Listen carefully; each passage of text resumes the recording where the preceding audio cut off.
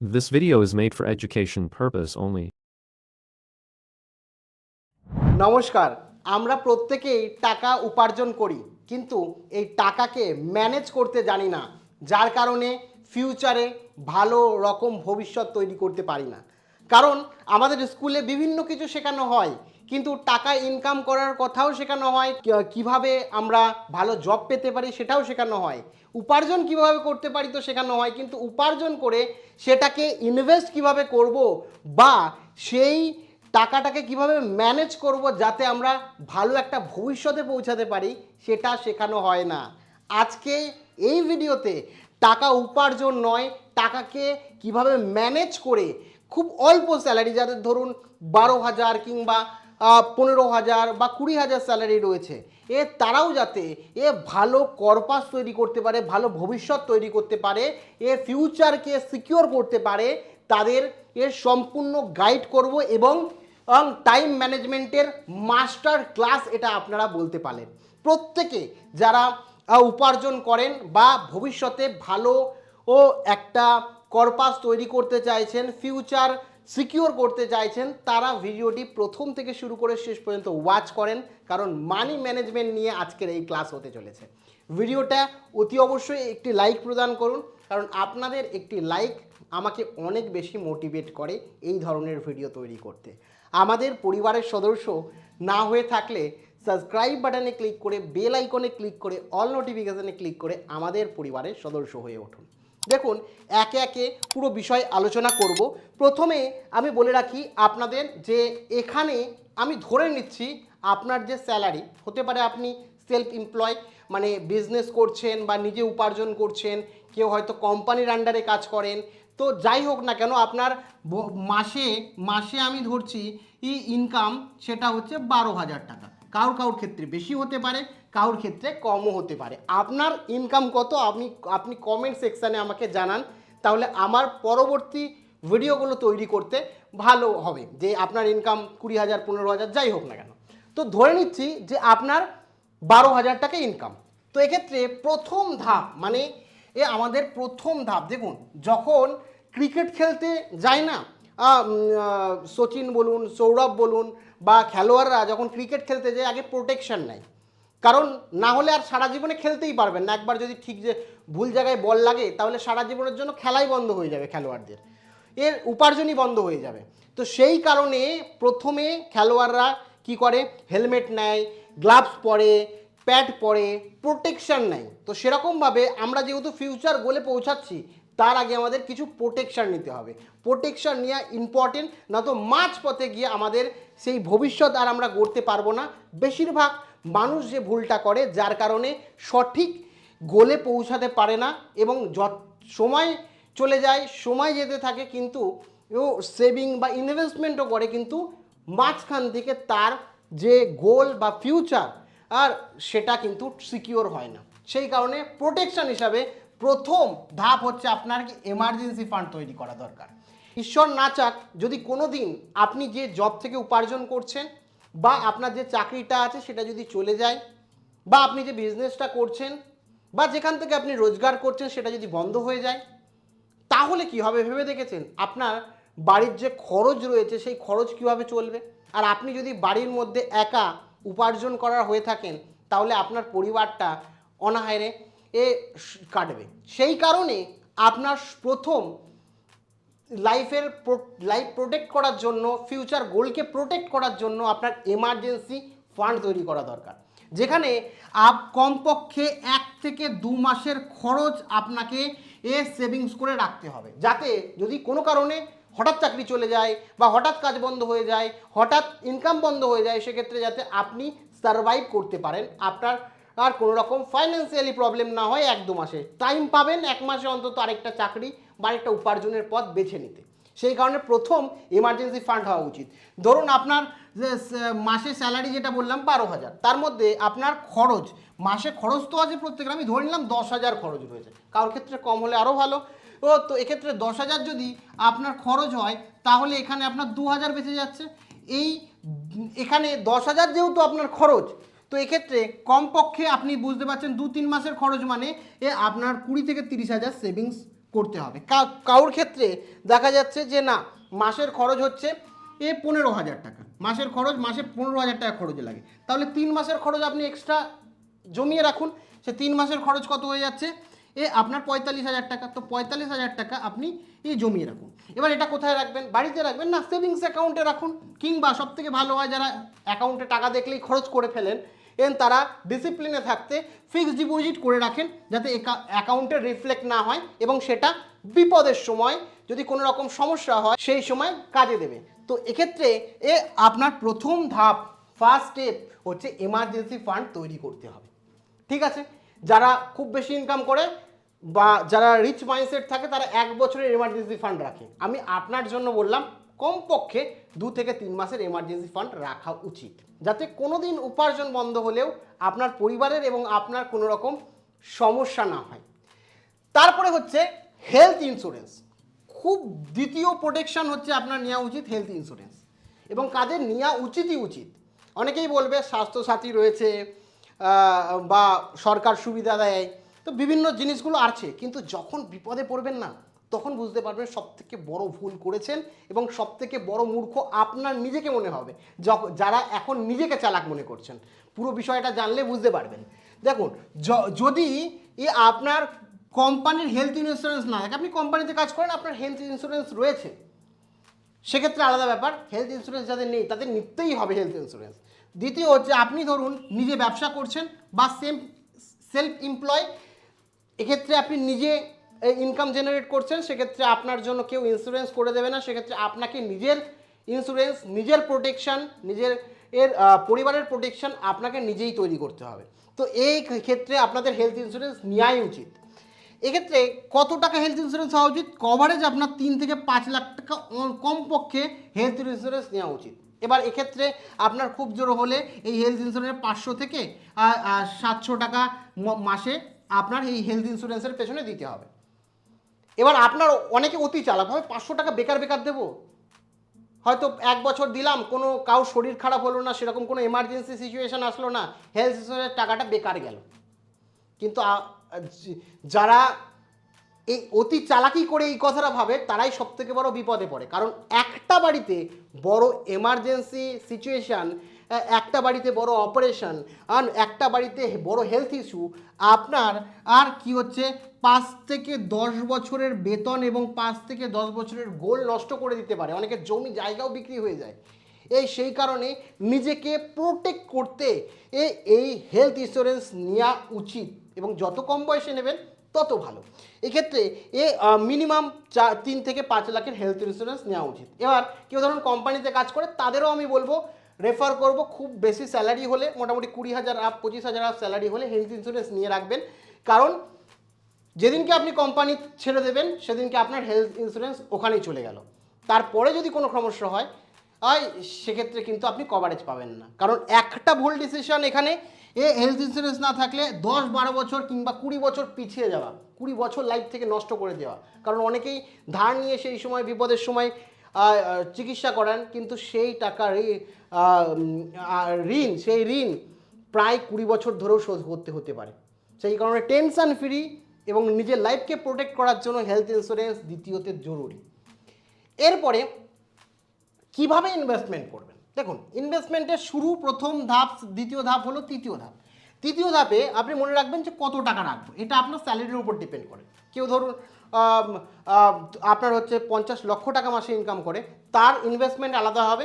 আপনি 12,000 টাকা ইনকাম করলে আপনার 10,000 টাকা খরচ হলে সেভিংস হচ্ছে, মানে বেঁচে থাকছে 2,000, আপনি তো বেশি ইনভেস্ট করতে পারবেন না। আমি বলবো তাদের ক্ষেত্রে যারা 12,000 15,000 ইনকাম করেন এবং সেভিংস করতে পারেন 2,000, আর সেক্ষেত্রে অবশ্যই 500 থেকে 1,000 টাকা ইনভেস্টমেন্ট করুন। সব খরচ বাদে আপনার কাছে বেঁচে থাকে যে টাকাটা, তার মধ্যে থেকে 500 টাকা বা 1,000 টাকা ইনভেস্ট করুন। নয়তো ওই টাকাটা যদি হাতে রেখে দেন অটোমেটিক এমনি খরচ হয়ে যায়। তার সাথে একটা হ্যাবিট হবে। কি হবে? প্রথম হচ্ছে হ্যাবিট হবে, অভ্যাস পরিণত হবে, যার কারণে ডিসিপ্লিন তৈরি হবে এবং ভবিষ্যৎ গড়ার দিকে আপনি পৌঁছাবেন। রিচ মাইন্ডসেট যারা থাকে না, সবার প্রথমে স্যালারি আসলে বা তারা উপার্জন করলে সবার প্রথমে ইনভেস্ট করে, আগে ইনভেস্ট করে তারপরে খরচ করে। ঠিক আছে? তো সেক্ষেত্রে এ আপনারা চেষ্টা করবেন, তাদের হ্যাবিটটা তৈরি হয়ে গেছে, এই হ্যাবিটটা বানান। আগে খরচ পরে ইনভেস্টমেন্ট না, আগে ইনভেস্টমেন্ট পরে খরচ। আপনি জানেন আপনার 12,000 স্যালারি, এক্সাম্পল দিচ্ছি, আপনার 10,000 খরচ, তাহলে আপনার 2,000 সেভিংসে থাকছে, অ্যাকাউন্টে পড়ে থাকছে। এই 2,000-এর মধ্যে আপনি আগে এই 2,000টা আমার এক্সট্রা টাকা আগেই এখানে আপনি কি হচ্ছে ইনভেস্ট করুন। এভাবে শুরুটা করুন, শুরুটা আপনাদের এভাবে করতে হবে, ঠিক আছে? এবার কোথায় করবেন কি করবেন সেটা আসি, তার আগে এই ভুলটা এখন করবেনই না। যারা হয়তো ইনভেস্টমেন্ট শুরু করছে তারা খুব তাড়াতাড়ি মনে করে যে ইনভেস্টমেন্ট করব, কিছু সাকসেস স্টোরি দেখে যে ইনভেস্টমেন্ট করব আজকে কালকেই আমি কোটিপতি হয়ে যাব। এটা কিন্তু একেবারে ভুল, এটা একেবারে মিথ আপনাদের। যখন আপনারা নতুন নতুন ইনভেস্টমেন্ট শুরু করছেন তখন কিন্তু আপনারা ভুলেও ক্রিপ্টোতে ইনভেস্টমেন্ট করতে যাবেন না। ক্রিপ্টো ইনভেস্টমেন্ট করা কি খুব বাজে? দেখুন, হাই ভলাটিলিটি, যার কারণে আপনার হাই রিস্ক রয়েছে। আমি ইনভেস্টমেন্ট করি, কিন্তু আপনারা যেহেতু নতুন, সেক্ষেত্রে ক্রিপ্টোতে আপনি ইনভেস্ট করবেন না এই মুহূর্তে। দ্বিতীয় হচ্ছে ট্রেডিং। ট্রেডিং খারাপ বিষয় না, ক্রিপ্টো খারাপ বিষয় না, কিন্তু আপনারা যেহেতু বিগিনার লেভেলে এখন শুরু করছেন, আগে 2 থেকে 3 বছর ইনভেস্টমেন্ট যাত্রা শুরু করুন না। আগে ইনভেস্টমেন্ট শুরু করুন, তারপরে ক্রিপ্টোর দিকে যাবে। তারপরে অনেকেই দেখবেন বিভিন্ন স্কিম বের করে, পাড়ায় নিয়ে এসছে যে এই সংস্থা জয়েন করুন, 5 মাসে আপনি ডবল ইনকাম পাবেন, 6 মাসে আপনাকে বা 1 বছরে আপনি ডবল করে দেবে আপনার অ্যামাউন্ট। তো এই দিকে কিন্তু আপনি একেবারেই যাবেন না, এগুলো থেকে দূরে থাকবেন। যত দূরে থাকবেন তত সেফ থাকবেন। আর যদি এইগুলোর ফাঁদে পড়েন, প্রথমেই এগুলোর ফাঁদে পড়েন, তাহলে কিন্তু আপনার পাথ ভুল হচ্ছে, যার কারণে আপনি কিন্তু অনেক পিছিয়ে পড়বেন এবং সমস্যায় পড়বেন। ভবিষ্যতে আপনি আপনার গোলে পৌঁছাতে পারবেন না, ধরে নিতে পারেন। এই সমস্ত প্রথমে অ্যাভয়েড করতে হবে। এবং 500 থেকে 1,000 টাকা যারা ইনভেস্টমেন্ট করার কথা ভাবছেন তারা তো এগুলো ভাববেনই না। আচ্ছা, তাহলে কোথায় ইনভেস্ট করব? দেখুন, ইনভেস্ট করার সেফেস্ট কিছু রাস্তা আছে, যেটা অ্যাটলিস্ট শুরুর দিকে করা উচিত। কি, কোথায় ইনভেস্টমেন্ট করবেন? প্রথম হচ্ছে এসআইপি। আপনারা প্রত্যেকে জানেন যে এসআইপি সম্বন্ধে জানেন, সিস্টেমেটিক ইনভেস্টমেন্ট প্ল্যান। এক্ষেত্রে এসআইপি অনেক কিছুর আছে, কেউ লার্জ ক্যাপ, কেউ মিড ক্যাপ, কেউ স্মল ক্যাপে ইনভেস্ট করে। তো আপনি যখন শুরু করছেন সেক্ষেত্রে আপনি লার্জ ক্যাপকেই বেছে নেবেন, এবং সবথেকে সেভ হয় আপনি নিফটি 50-তে ইনভেস্টমেন্ট করবেন। নিফটি 50 মানে কি, আমাদের দেশের সবথেকে বড় যে 50টা কোম্পানি, সেই কোম্পানিতে আপনার টাকাটা যাচ্ছে, ইনভেস্ট হচ্ছে, এবং সেখান থেকে কোম্পানি যত গ্রো করছে আপনার টাকাও তত বাড়ছে। কোম্পানির টাকা যত বাড়ছে, কোম্পানি যত প্রফিট করছে, আপনার টাকাও বাড়ছে। তো এক্ষেত্রে নিফটি 50 মানে দেশের টপমোস্ট কোম্পানিতে আপনি টাকা লাগাতে পারেন, ইন্ডেক্স ফান্ডে টাকা লাগাতে পারেন। তো এক্ষেত্রে এসআইপি করা শুরু করুন এই 500 থেকে 1,000 টাকা দিয়ে, বা আপনি সরকারি পিপিএফেও আপনি ইনভেস্টমেন্ট করতে পারেন, যেটা গভর্নমেন্ট সিকিউর, সরকার সিকিউর রয়েছে, লকিং থাকে, একটা নির্দিষ্ট সময়ের জন্য লকিং থাকে। আর হচ্ছে আপনার এখানে কি হচ্ছে, সেফ বলতে পারেন সম্পূর্ণটা। এবং এখানেও যদি দেখি যে আমি কেন নিফটি 50 বলছি, ইন্ডেক্স ফান্ড বলছি, লার্জ ক্যাপ বলছি, কেন স্মল ক্যাপ বলছি না? আপনি প্রথমে ইনভেস্ট করছেন, আপনার কোনো আইডিয়া নেই, একটু ভয়ও থাকবে আপনার, যতক্ষণ না পর্যন্ত আপনি এটাই ইউজ টু ইউজ হবেন, প্রথম আপনার ভয়ও লাগবে। সেক্ষেত্রে আপনারা এখানে কি হচ্ছে, এই ধরনের জায়গায় এসআইপি যদি করেন, তাহলে আপনার কোনো রিসার্চ করার প্রয়োজন নেই, আপনার ডেলি কোনো ট্র্যাক করার প্রয়োজন নেই, আপনার ইজিভাবে আপনি ইনভেস্ট করতে পারেন, এবং লং টাইমের জন্য ইনভেস্ট করছেন, এমন না যে আজকে রাখলেন কালকে তুলে নিলেন। লং টাইমের জন্য ইনভেস্টমেন্ট করলে এখানে একটা ভালো রিটার্ন আপনি জেনারেট করতে পারবেন, এবং আপনার লক্ষ্যের দিকে আপনি পা বাড়াতে পারবেন, আপনার সঠিক লক্ষ্যের দিকে আপনি এগিয়ে যেতে পারবেন। এবার হচ্ছে ইনভেস্টমেন্ট 500 থেকে শুরু করতে পারেন, সব জায়গায় 500 থেকে শুরু আছে, কোনো কোনো ক্ষেত্রে 1,000 থেকে শুরু আছে। এক্ষেত্রে আমি যেটা বললাম, ক্রিপ্টো বা ট্রেডিং এই মুহূর্তে, বা কোনো রকম এরকম স্কিম যেটা কোনো সিকিউরিটি নেই, এই ধরনের স্কিমে লোভের বসে যাবেনই না। মোটামুটি 2 থেকে 3 বছরের এক্সপিরিয়েন্স হলে আপনার নিজেদেরই ধারণা হয়ে যাবে কোনটা ঠিক কোনটা ঠিক নয়।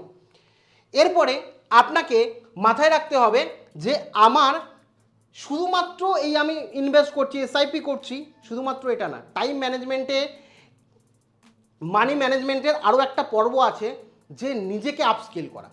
নিজেকে আপস্কেল আপনাকে করতে হবে, এই মাইন্ডসেট থাকতে হবে যে স্কিল নতুন নতুন শিখবো। ধরুন আপনার স্যালারি এই মুহূর্তে রয়েছে 12,000, আপনি চেষ্টা করবেন এই স্যালারিটাকে কিভাবে 1 বছরের মধ্যে 15,000 টাকায় নিয়ে যাওয়া যায়।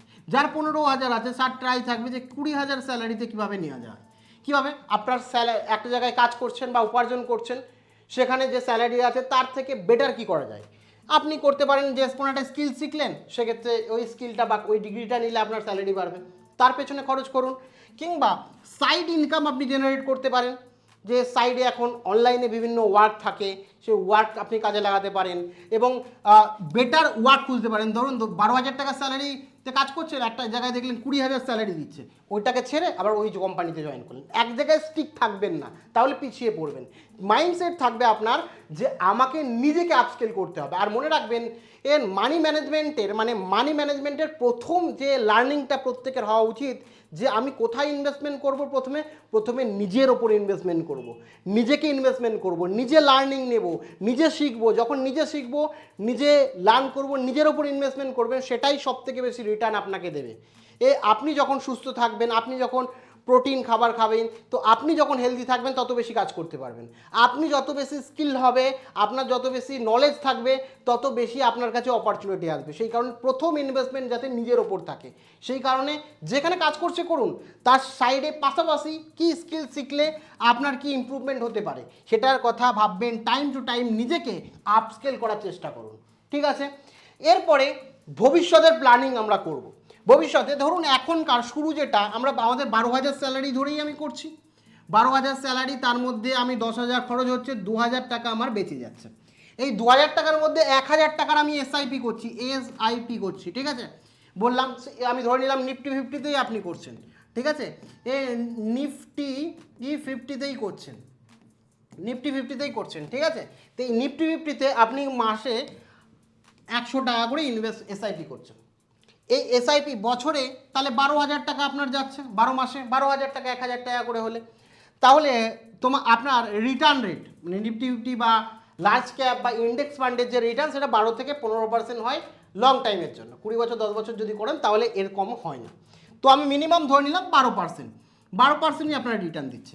তাহলে 20 বছরে আপনি জমিয়ে ফেলেছেন 2,40,000 টাকা, এবং আপনার যে রিটার্ন, সেই রিটার্ন হচ্ছে প্রায় 10 লক্ষ টাকা। রিটার্ন কি হয়ে যাচ্ছে? 10 লক্ষ টাকা হয়ে যাচ্ছে। তাহলে আমি মোটামুটি 20 বছরে মাত্র 1,000 টাকা করেও যদি ইনভেস্টমেন্ট করি এবং সবথেকে কম রিটার্নও যদি শেয়ার মার্কেট দেয়, মিউচুয়াল ফান্ড দেয়, সেক্ষেত্রেও কিন্তু আমার 10 লাখ টাকা আমার সেভিংস হয়ে যাচ্ছে, কর্পাস হয়ে যাচ্ছে। এবং এবার আপনারা বলবেন 10 লাখ টাকা আরও বেশি দরকার 20 বছরে। হ্যাঁ, বেশির অপশন আছে, তার প্ল্যানিং বলছি, মাস্টার প্ল্যানিং আপনাদের জন্য। ধরুন প্রথম বছর আপনার স্যালারি কম, 2,000 থেকে আপনি চাইবেন যত বেশি ইনভেস্ট করা যায় আপনি 1,000 টাকা ইনভেস্ট করবেন। দেখুন আপনার খরচ বাদ দিয়ে, ঠিক আছে, এমন না যে সব টাকা ইনভেস্টমেন্ট করবেন, নিজের পেছনে খরচ করবেন, খাওয়া দাওয়ার পেছনে, ভালো মন্দ খাবেন, ঘুরবেন, সব কিছু বাদ দিয়ে যে সেভিংসটা থাকে সেখান থেকে ইনভেস্ট করবেন। তো 1,000 টাকা করে ইনভেস্টমেন্ট শুরু করুন, ঠিক আছে।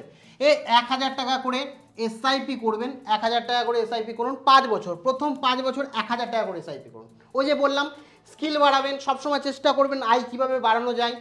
আমি আজকে 15,000 ইনকাম করছি, কালকে যাতে আমি 30,000 ইনকাম করতে পারি, এই প্ল্যানিংটা মাথার মধ্যে রাখবেন, ঠিক আছে। স্কিল শিখে এগুলো করা সম্ভব যদি আপনার টার্গেট থাকে। সম্ভব নয় এমন না, আগেকার মতো সময় না, এখন অনলাইনেও অনেক কিছু করা যায়। তো যাই হোক, পরবর্তী 5 বছরে আপনি কি হচ্ছে 3,000 টাকা, পরবর্তী 5 বছরে আপনি কি করবেন, প্রথম 5 বছর 1,000 টাকা করে রাখছেন, দ্বিতীয় 5 বছর 3,000 টাকা করে এসআইপি করছেন, ঠিক আছে। তাহলে এখানে 10 বছর হয়ে গেল, কেটে গেল। তারপরে পরবর্তী যে 10 বছর আছে, পরবর্তী 10 বছর 5,000 টাকা করে আপনি রাখলেন, কেন 10 বছরে আপনার স্যালারি প্রায় 5-6 ডবল হয়েই যাবে, ঠিক আছে। 10 বছরে আজকে যে জিনিসটার দাম 10 বছরে আপনি স্যালারি বাড়বে আপনি জানেন। তো সেক্ষেত্রে 5,000 টাকা করে আপনি এই ইনভেস্ট করছেন, এসআইপি করছেন বাদ বাকি 10 বছর। তো টোটাল 20 বছরে মোট 9,60,000 টাকা আপনি জমিয়েছেন। কিন্তু আপনার রিটার্ন যদি বলি, তাহলে এখানে প্রায় 50 লক্ষ টাকা, দেখছেন কত হেরফের, 50 লক্ষ টাকা আপনার কিন্তু প্রায় রিটার্ন হয়ে যাবে যদি 12-13% ধরি, 12-13%ই ধরি, আর যদি বেশি পান তো আরও বেশি হবে, 50 লক্ষ টাকা কিন্তু এখানে হয়ে যাবে। তাও বলবেন 20 বছরে কি 1 কোটি সম্ভব নয়? দেখুন সম্ভব। কেউ যদি বলে না 1,000 টাকা করে ইনভেস্টমেন্ট করে 20 বছরে আপনি কোটিপতি হয়ে যাবেন, তাহলে কিন্তু ঠিক না। কেউ কেউ হয়েছে, হ্যাঁ হয়েছে। কিছু শেয়ারে কেউ কেউ 5 বছরেও কোটিপতি হতে পারে, ঠিক আছে, কিন্তু কোন শেয়ার বাড়বে সেটা বলা সম্ভব না। যেমন ধরুন কালকে কেউ লটারি পেয়ে 1 কোটি টাকা পেয়ে গেছে, বড়লোক হয়েছে, আপনাকে বললো আপনিও লটারি কাটলেন, আপনি কিন্তু পাবেন না। কিছুটা লটারি যেরকম কাজ করে সেরকমভাবে শেয়ারগুলো কাজ করে, কিন্তু এটা ইন জেনারেল বলছি, আপনি এরকমভাবে করলে আপনার হবেই। এই 20 বছরে আপনি এই জায়গায় পৌঁছাতে পারবেনই, ইন জেনারেল ক্যালকুলেট করে বলছি। এটা কোনো রাতারাতি গল্প বলছি না, এটা সম্পূর্ণটা ক্যালকুলেট করা আপনাদের জন্য, ঠিক আছে। তো তারপরে কোটির যদি করতে চান সেটা কি সম্ভব 20 বছরে? উত্তর হচ্ছে হ্যাঁ, ইয়েস সম্ভব। তাহলে দেখুন, আপনি যেহেতু কম সময় দিচ্ছেন, 1 নম্বর বিষয় এসআইপি করছেন, যত সময় বেশি দেবেন তত তাড়াতাড়ি মাল্টিপ্লাই হবে। কিন্তু আপনি যেহেতু 20 বছরই দিতে চান, সেক্ষেত্রে আপনাকে কী করছে, স্টেপ আপ এসআইপি করতে হবে। 10% করে বছরে স্টেপ আপ করতে হবে। এছাড়া যদি 10 বছরে আরও এসআইপি বাড়াতে হবে, ধরুন 20 বছর করছিলেন, একটা হতে পারে সময় আপনি আরও 10 বছর বাড়িয়ে দিন, তাহলে সেই অ্যামাউন্টই ইনভেস্ট করুন না, তাও দেখুন আপনার কাছে 1,20,00,000 টাকার কাছাকাছি হয়ে যাবে। মানে বুঝতে পারছেন, 50 লাখ 20 বছরে, আর 10 বছরে আপনার প্রায় 1.5 কোটি টাকা, লাখ বলছি এখানে 1.2 করোড় হবে, ঠিক আছে, থেকে 1.5 করোড়, মানে প্রায় 1.5 কোটি টাকা আপনার কাছে কিন্তু 30 বছরে চলে আসবে। সময় বাড়াতে হবে। এবার দেখেন আপনার কাছে অত সময় নেই, সেক্ষেত্রে আপনি আরও তাড়াতাড়ি চাইছেন ভালো একটা অ্যামাউন্ট জেনারেট করতে, সেক্ষেত্রে কী হচ্ছে, আপনারা এসআইপির অ্যামাউন্ট বাড়াবেন। প্রত্যেক মাসে যেখানে 1,000 টাকা করছিলেন সেখানে 5,000 2,000 থেকে শুরু করবেন, তাহলে আরও তাড়াতাড়ি আপনি সেই গোলে পৌঁছাতে পারবেন। এক হচ্ছে সময় দিন, কিংবা ইনভেস্টমেন্টের অ্যামাউন্ট বাড়ান। সবথেকে বেস্ট অপশান হচ্ছে সময় দেওয়া, ঠিক আছে। তো পুরো বিষয়টা আপনাদের বললাম, মাথায় রাখবেন যে প্রোটেকশন আমাকে আগে নিতে হবে। যদি কোনো কারণে ঈশ্বর না চাক আপনার চাকরি চলে যায়, কিংবা আপনার বাড়ির কেউ অসুস্থ হয়ে যায়, সবাই বৃদ্ধ হবে, আপনার বাবা মা বৃদ্ধ হবে, প্রত্যেকে বৃদ্ধ হবে, তো এক্ষেত্রে ফ্যামিলির কথা মাথায় রেখে কিন্তু এমার্জেন্সি ফান্ড এবং হেলথ ইন্স্যুরেন্স এই দুটো কিন্তু অবশ্যই নেবেন অ্যাজ এ প্রোটেকশন হিসাবে, ফিউচার প্রোটেকশন হিসাবে কিন্তু এই দুটো অবশ্যই নেওয়ার চেষ্টা করবেন। আর বাদবাকি আমাকে কমেন্ট সেকশানে আপনি লিখুন আপনার স্যালারি কত এবং কত টাকা খরচ হয়েছে এবং কত ইনভেস্টমেন্ট করছেন, না এসআইপি শুরু করছেন, না ইনভেস্টমেন্টের কোনো প্ল্যানিং নেই। যারা এতদূর পর্যন্ত ভিডিওটি দেখেছেন অবশ্যই কমেন্ট সেকশানে আমাকে লিখে জানান। এছাড়া এসআইপি এবং এসডাব্লিউ করে আপনি লাইফ টাইম কীভাবে সিকিউর হতে পারেন তা নিয়েও ভিডিও করেছি, এই ভিডিওটা দেখে নিতে পারেন। Thank you.